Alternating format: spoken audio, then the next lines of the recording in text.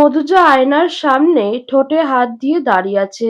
একটু আগে অক্ষর কি করলো সেটাই ভাবছে মধুজা। তার মনটা কিরকম ছটফট করছে। মধুজা জোরে জোরে শ্বাস নেয়, নিজেকে ধাতস্থ করে নিয়ে বলে, এই পাগলা ডাক্তারকে জব্দ করা অসম্ভব। আমাকেই পাগল বানিয়ে দেবে একদম। অক্ষর হসপিটালে চলে গেছে, বর্ণ গেস্ট রুমে আছে, মিলন হাসানো অফিসের কাজে চলে গেছেন। একা বাড়িতে থাকতে মধুজার ভীষণ বোরিং লাগছে। কিছুক্ষণ ফোন ঘাটাঘাটি করে বিরক্তিতে মুখ দিয়ে চ জাতীয় শব্দ উচ্চারণ করে। আচমকা ফেসবুকে আরহাকে অ্যাক্টিভ দেখে তাকে নক করে মধুজা। কিছু কথাবার্তা বলে এক পর্যায়ে বলে, বাড়িতে কেউ নেই, আমার ভীষণ বোরিং লাগছে, তুই একটু আসতে পারবি? আরহা বলে দেয়, আমার খুব ঘুম পেয়েছে, আমি এখন যেতে পারবো না। মধুজা একটু বুদ্ধি কাজে লাগায়।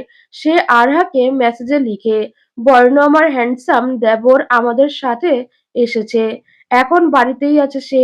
আমি তো ভাবলাম তুই বাড়িতে এসে ওকে পটানোর ট্রাই করতে পারিস। যাই হোক, তুই যদি আসতে না চাস তাহলে কোনো অসুবিধা নেই, তুই শান্তিতে ঘুমা। মেসেজটা দেখা মাত্রই আরহা লাফিয়ে ওঠে, সাথে সাথে মেসেজ করে, আগে বলবি তো, আমি এক্ষুনি আসছি। মেসেজটা দেখেই মধুজা হেসে লুটোপুটি খায়। বিড়বিড় করে বলে, আমি ডাকলাম তখন আসলো না, আর বর্ণর কথা শোনা মাত্রই দৌড়ে আসছে। আচ্ছা, আমি ওকে বর্ণর কথা বলে ভুল কিছু করলাম না তো? এমনিতেই বর্ণর উপর দিয়ে যা ঝড় গেল, ওর মন মানসিকতা নিশ্চয়ই ভালো নেই। এখন আরহা এসে যদি ওকে বিরক্ত করে তাহলে রেগে যেতে পারে। মধুজা এসব ভাবছিল তখনই আরহা এসে কলিং বেল বাজায়। আরহাদের বাড়ি থেকে মধুজার বাড়ি বেশি দূরে নয়, হেঁটে আসতে 5 মিনিট সময় লাগে। মধুজা কলিং বেলের শব্দ শুনে নিচে নামে। দরজা খুলতেই আরহা মধুজাকে টাইট হাঁক দেয়। ইয়ার, বিয়ের পর তুই মোটা হয়ে গেলি নাকি? মার খাবি কিন্তু। আচ্ছা বাদ দে, তোর দেবর কোথায়? ওর খবর নিয়ে তোর কি? আরে ইয়ার, ওর জন্যই তো 7 সমুদ্র 13 নদী পেরিয়ে এখানে এলাম। বেশি নাটক করিস না, ও গেস্ট রুমে আছে। তুই তো জানিস ওকে অ্যারেস্ট করা হয়েছিল। বর্ণর মন মেজাজ ভালো নেই, ওকে বিরক্ত করিস না। তাহলে কেন এলাম আমি এখানে? চল আমরা বসে গল্প করি। আচ্ছা চল, কি আর করার। আরহা বসে বসে মধুজার সাথে গল্প করছিল। এমন সময় বর্ণ সেখানে চলে আসে। বর্ণকে দেখেই আরহা খুশি হয়ে যায়। বর্ণর দিকে তাকিয়ে মিষ্টি হাসে। বর্ণ ব্যাপারটাকে গুরুত্ব না দিয়ে মধুজাকে বলে, ভাবি আমি একটু বাইরে থেকে আসছি। যাবে? কিন্তু তুমি তো এখানকার কিচ্ছু চেনো না। আরহা লাফিয়ে উঠে বলে, কোনো ব্যাপার না, আমি ওনাকে 4-5টা ঘুরিয়ে আনবো। তার কোনো দরকার নেই, আমি ছোট্ট বাচ্চা নই, একাই যেতে পারবো। আপনি এরকম কেন করছেন মিস্টার বর্ণ? চলুন আমার সাথে, আমি আপনাকে আশেপাশের অনেক সুন্দর সুন্দর জায়গা ঘুরিয়ে দেখাবো। আরহা এক প্রকার টেনে নিয়ে যায় বর্ণকে। মধুজা আবার একা হয়ে যায়। কপাল চাপড়াতে চাপড়াতে বলে, আমি আবার সেই একাই হয়ে গেলাম। এই বান্ধবীরা এমনই, সুন্দর ছেলে দেখলেই তার পিছনে ছুটে নিজের বেস্টুর কথাই ভুলে যায়। আরহা বর্ণকে নিয়ে এদিক থেকে সেদিক ঘুরতে থাকে।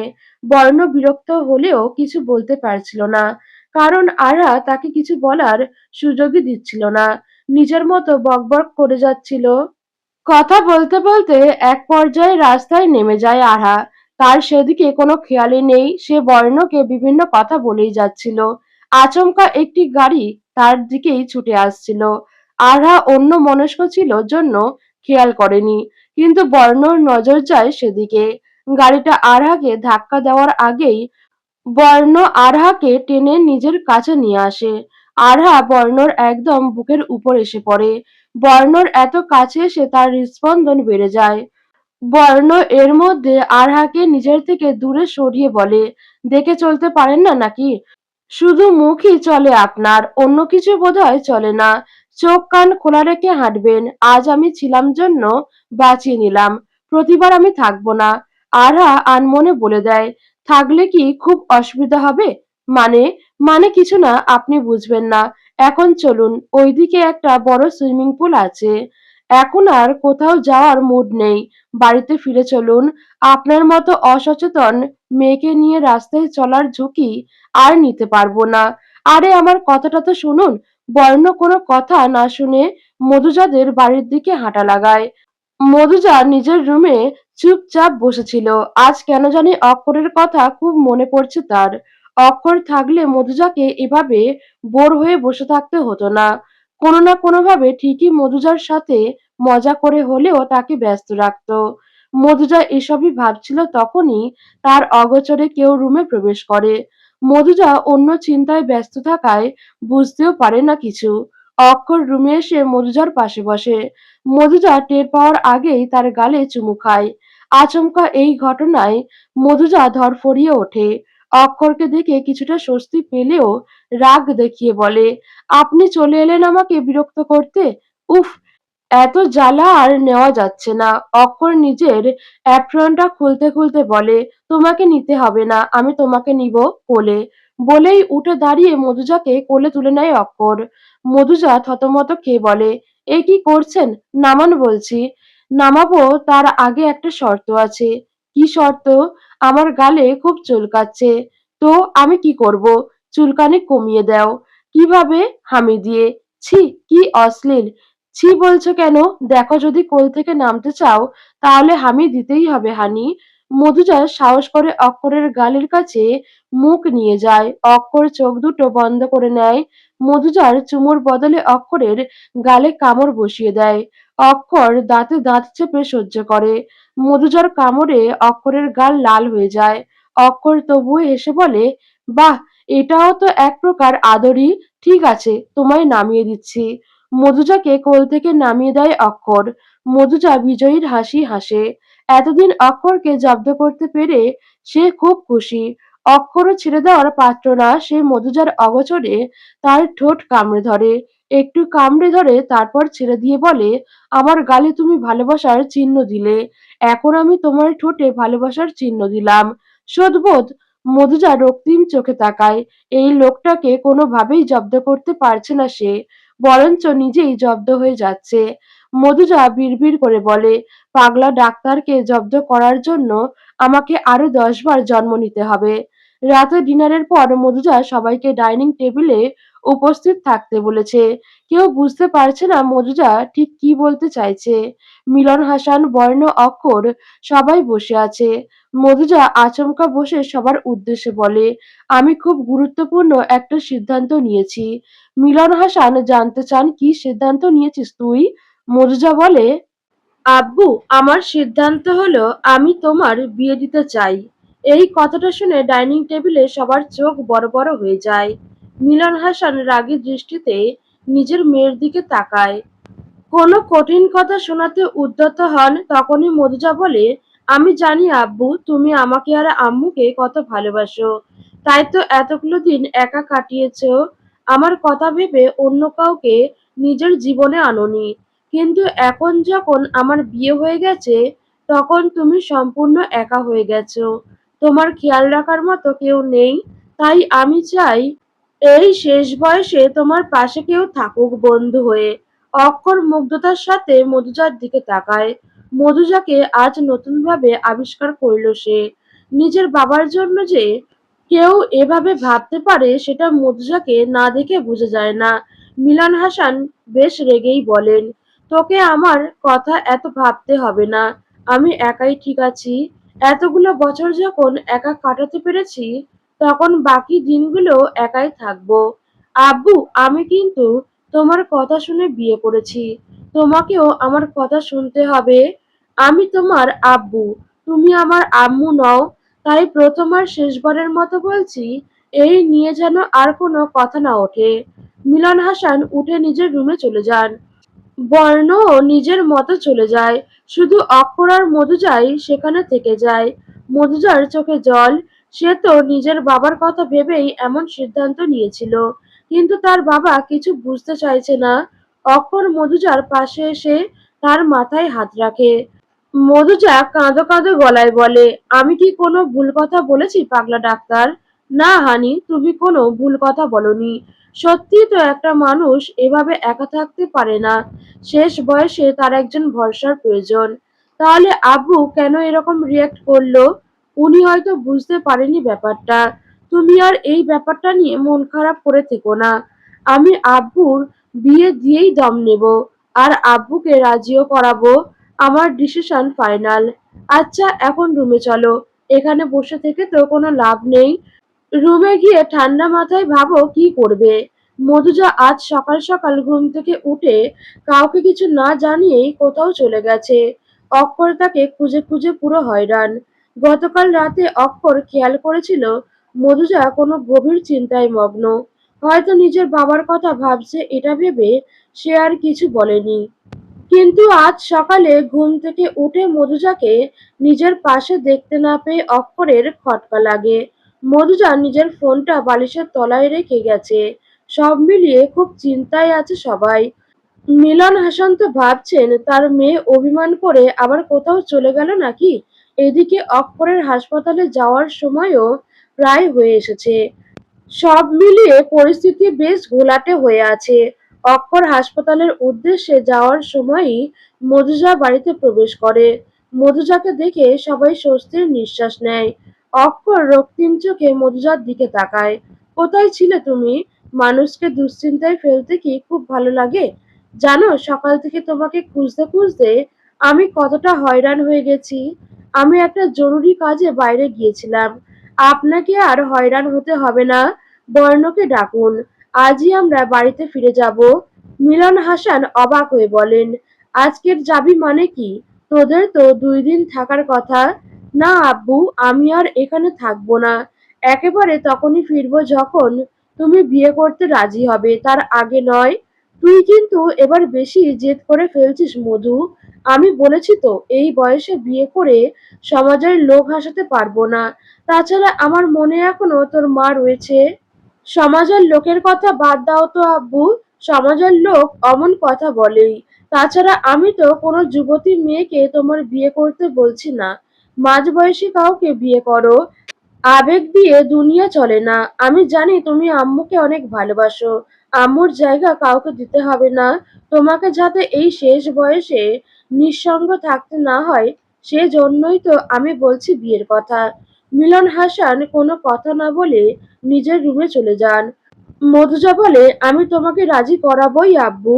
তুমি চিন্তা করো না। তুমি বাবা হিসেবে যেমন নিজের সব দায়িত্ব পালন করছো, আমিও তেমনই তোমার জীবনটা গুছিয়ে নিয়ে তোমার সন্তানের দায়িত্ব পালন করব। অক্ষর নিজের ঘড়ির দিকে তাকিয়ে বলে, আমাকে এক্ষুনি যেতে হবে। বর্ণকে ডেকে নিয়ে আসছি। তুমি তৈরি হয়ে নাও। আচ্ছা, আপনি যান, গিয়ে বর্ণকে ডেকে আনুন। আমি তৈরি হয়ে নিচ্ছি। বাড়িতে পৌঁছে কম্পিউটার বের করে কিছু জরুরি কাজ করছে মধুজা। অক্ষর তাদেরকে পৌঁছে দিয়েই হাসপাতালে চলে গেছে। বর্ণ অক্ষরের কথা মতো নিজের মা বাবার পা ধরে ক্ষমা চেয়েছে। অনিল চৌধুরী ক্ষমা করে দিলেও মমতা চৌধুরী এ বিষয়ে কিছু বলেননি। শুধু বলেছেন, তুই ফ্রেশ হয়ে আয়, আমি তোর জন্য খাবার আনছি।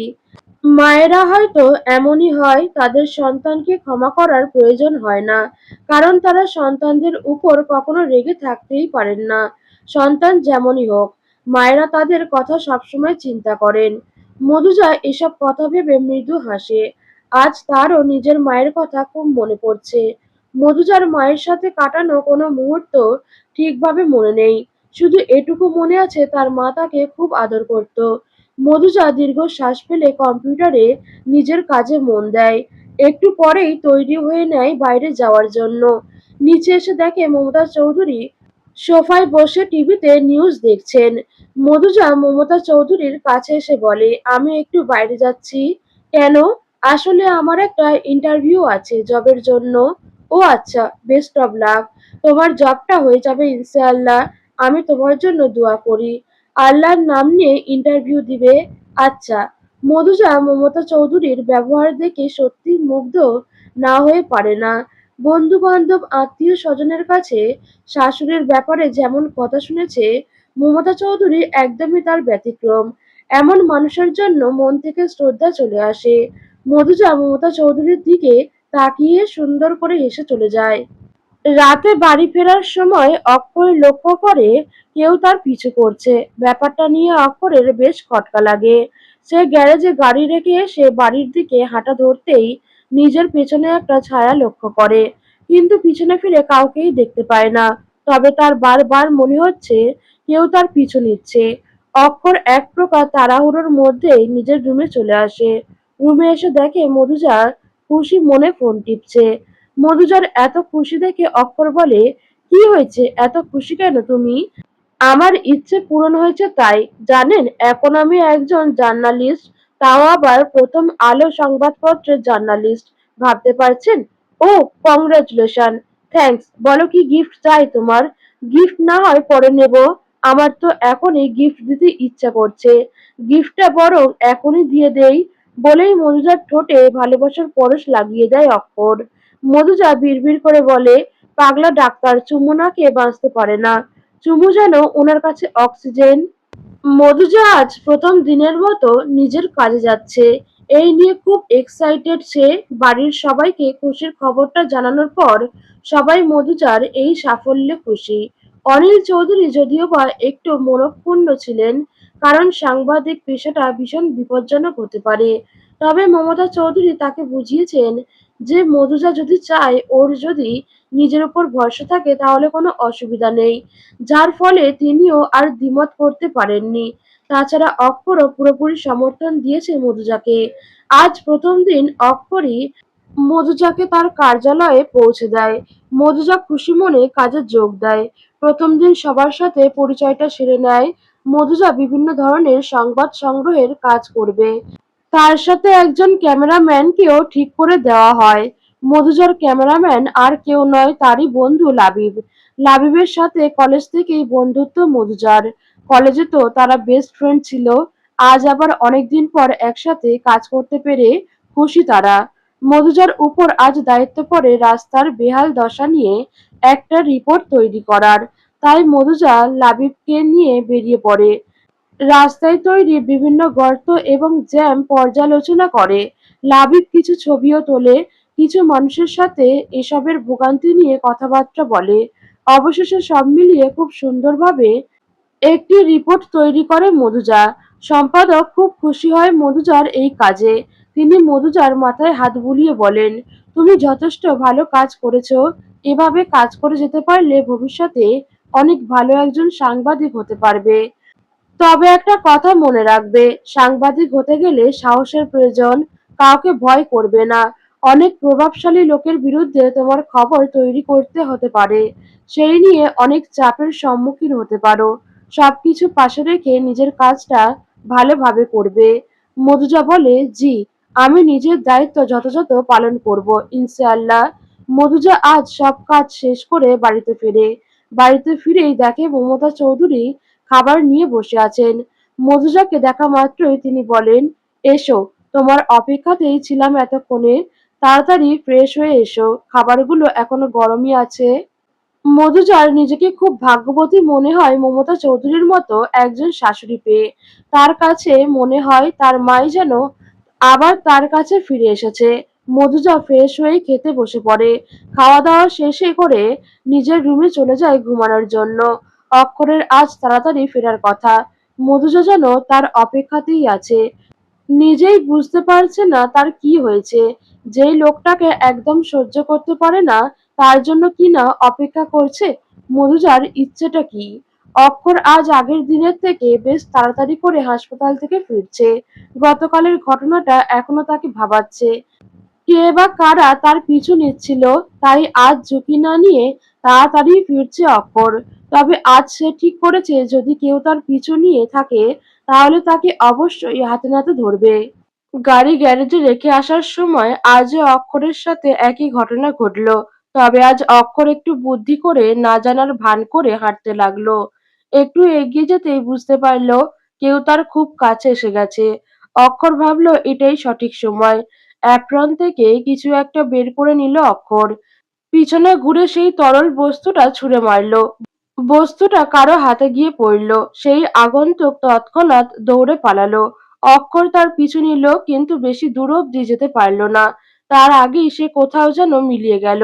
অক্ষর দীর্ঘশ্বাস নিয়ে তার হাতে থাকা কেমিক্যালটির দিকে তাকায়। এই কেমিক্যাল কারো শরীরে পড়লে সেখানে র্যাশ উঠবে। অক্ষর খুব ভালোভাবেই খেয়াল করেছে আগন্তুকের হাতে কেমিক্যাল পড়েছে।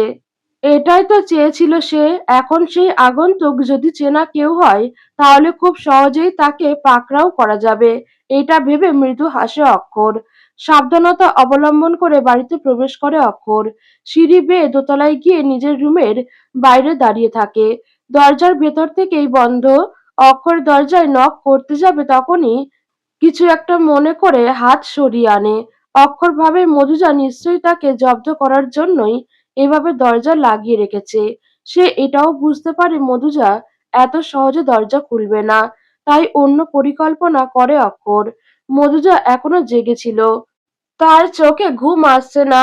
ইদানিং পাগলা ডাক্তারের সাথে ঝগড়া না করে সে যেন শান্তিই পায় না।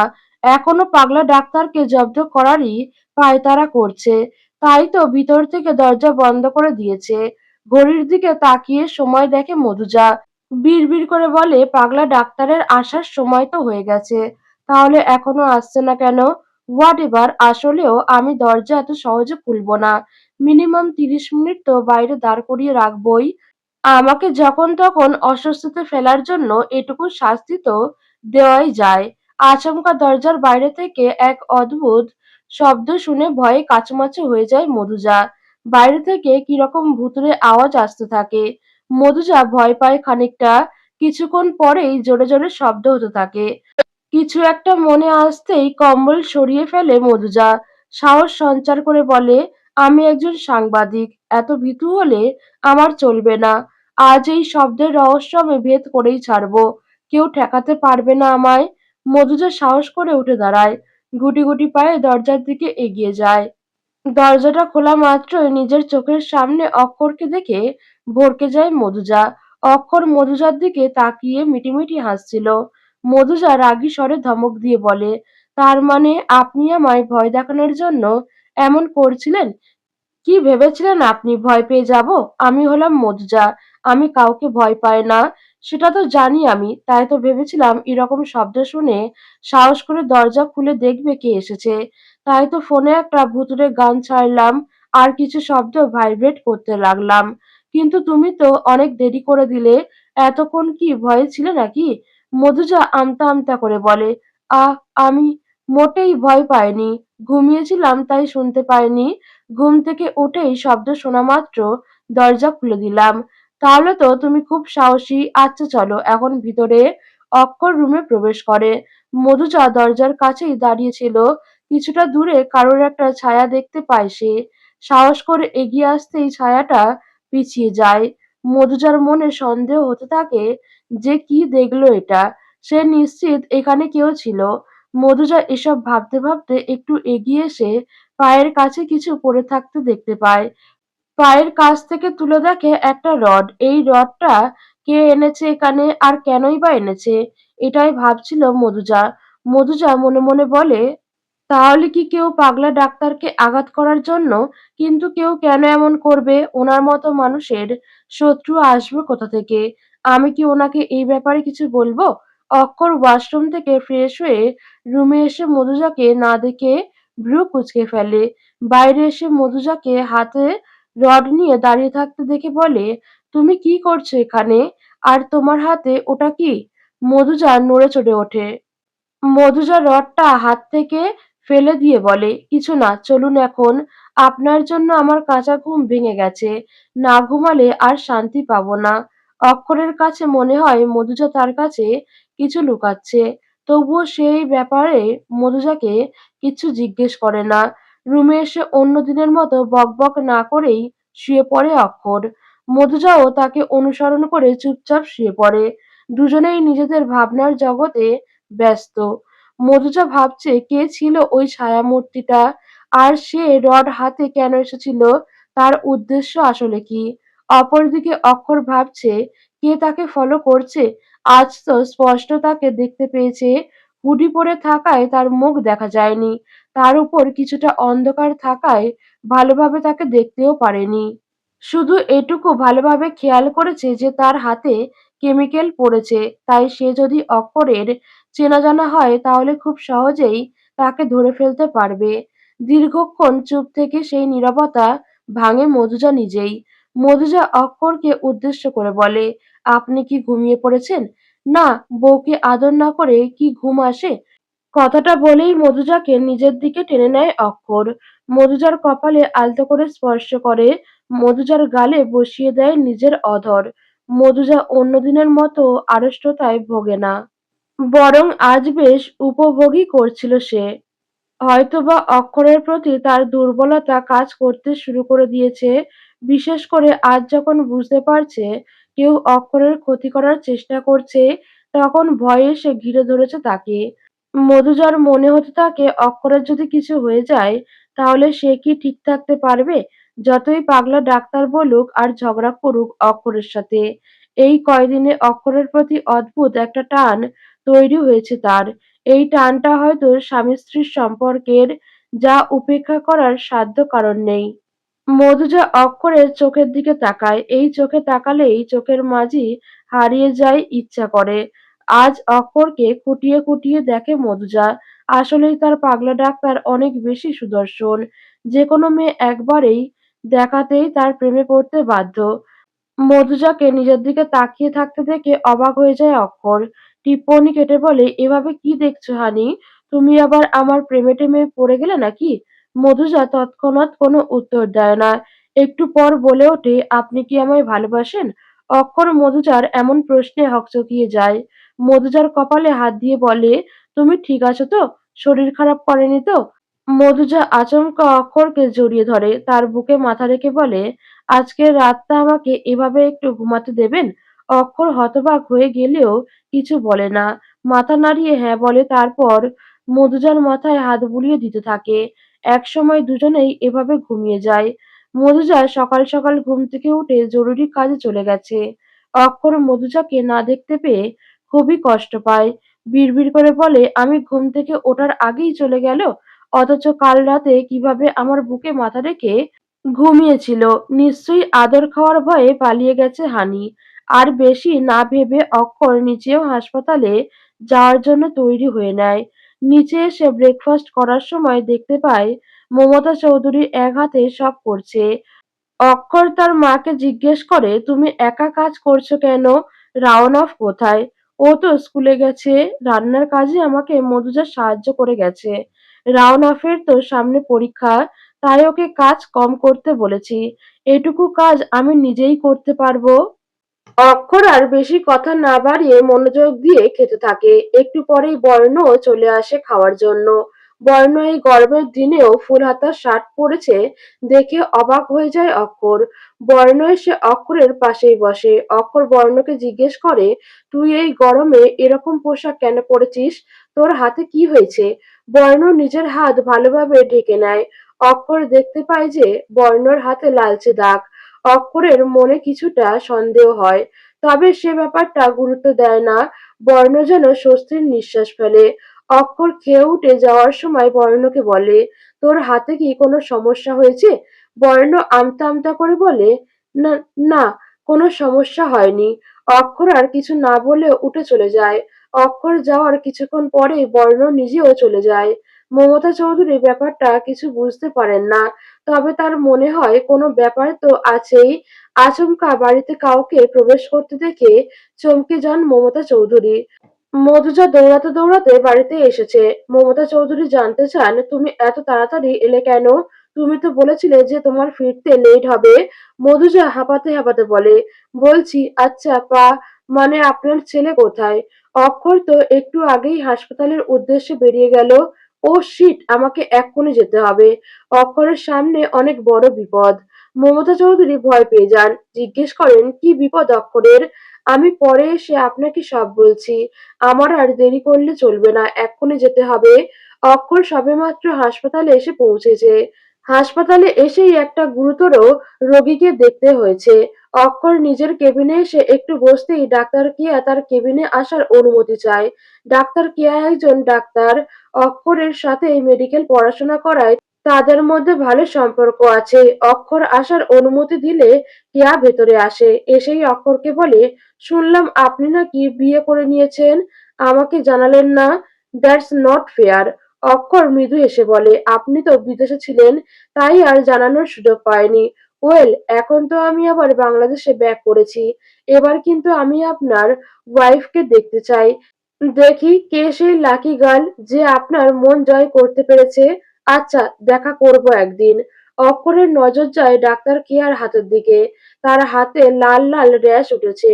অক্ষর কৌতূহলবশত অক্ষরকে জিজ্ঞেস করে, আপনার হাতে কি হয়েছে? কেয়া নিজের হাত আড়াল করে বলে, সামান্য র্যাশ উঠেছে। Not a big deal. Whatever, আমি আসছি। আমার একটা পেশেন্টকে দেখতে যেতে হবে। আচ্ছা, আপনি যান।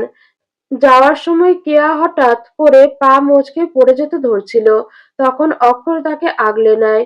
মধুজা দৌড়ে দৌড়ে হাসপাতালে চলে এসেছে। অক্ষরের বিপদ হতে চলেছে এটা শোনার পর থেকে তার মনে শান্তি নেই। মধুজা একজন নার্সের থেকে মধুজার কেবিন কোন দিকে সেটা জেনে নেয়। তারপর অক্ষরের কেবিনের দিকে যায়। অক্ষরের কেবিনে এসেই মধুজা দেখতে পায় অক্ষর কেয়াকে এভাবে ধরে আছে।